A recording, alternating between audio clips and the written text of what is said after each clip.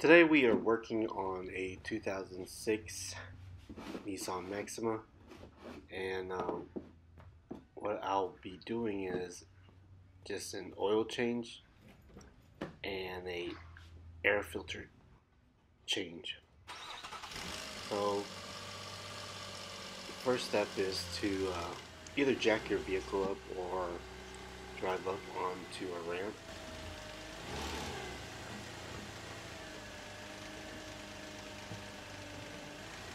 When you drive the vehicle onto a ramp, make sure everything is secure and put your emergency brakes on. These are the tools that you'll need.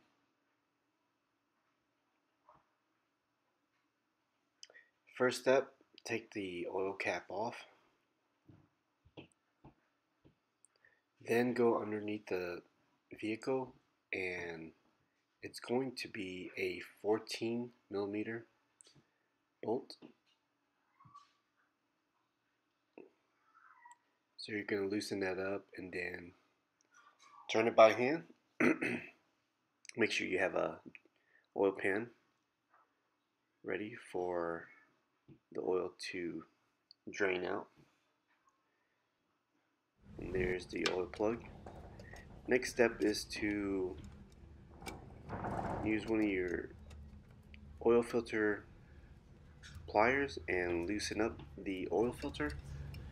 Once you loosen that up, you're going to loosen it up. Make sure you have an oil pan to catch the oil that drains out of the oil filter.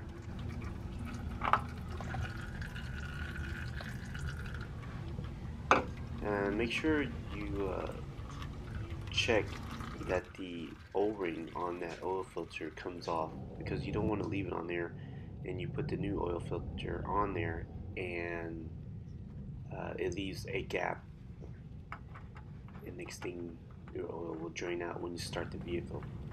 So always check for that.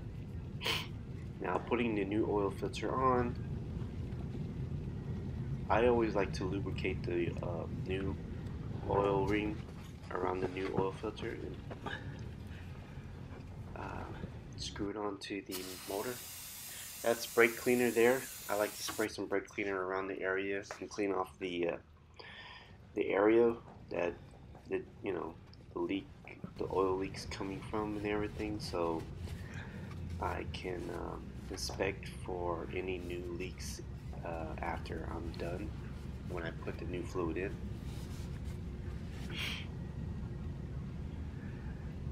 And then wipe it down.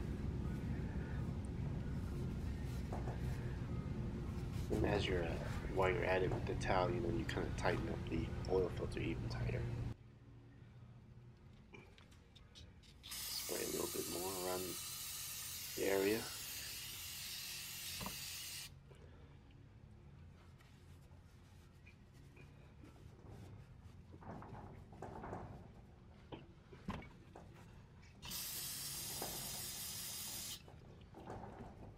There's a lot of buildup, so I'm just trying to clean it really well.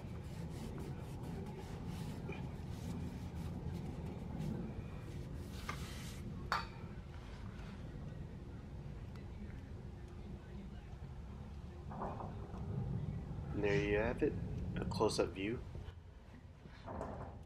After you have completed draining the oil, go ahead and put the oil plug, drain plug back on.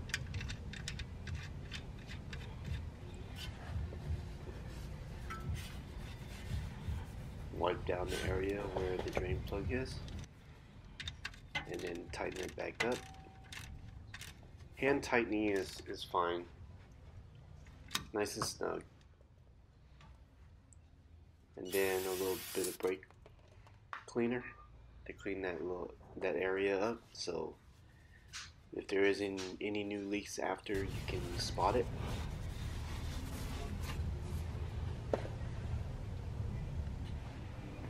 Alright, next step is to put motor oil in, and it's a 530 weight.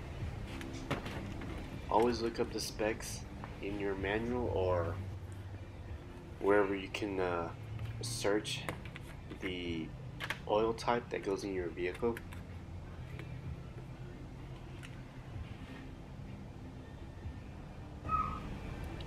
Now I'm just filling up the oil. It calls for 4.5 quarts. So what I'm gonna do is I'm gonna fill it up with 4 quarts first, and then check it. And then if it needs more, go ahead and fill in the rest of the half that is needed.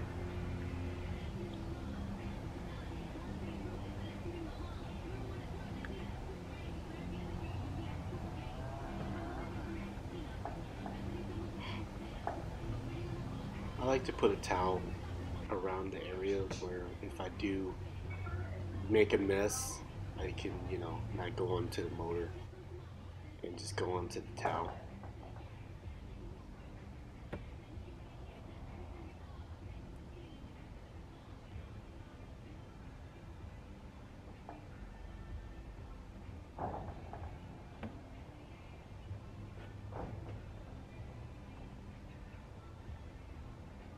Now it's really up to you if you want to use regular oil or synthetic, um, or high mileage, depending on how many miles.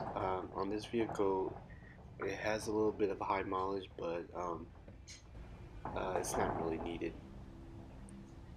But when you do synthetic, some say you can drive to about 5,000 miles, but I like to keep the 3,000 mile in mind, even just because it's a high mileage vehicle that it's you need to to it more and keep an eye on it.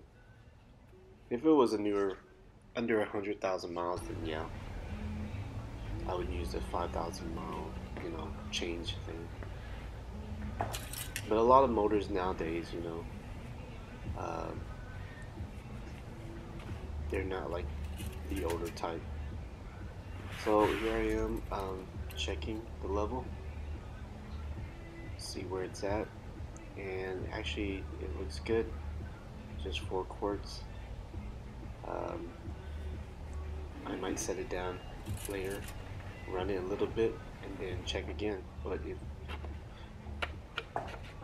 besides that, it's completed. Now just put the oil cap back on.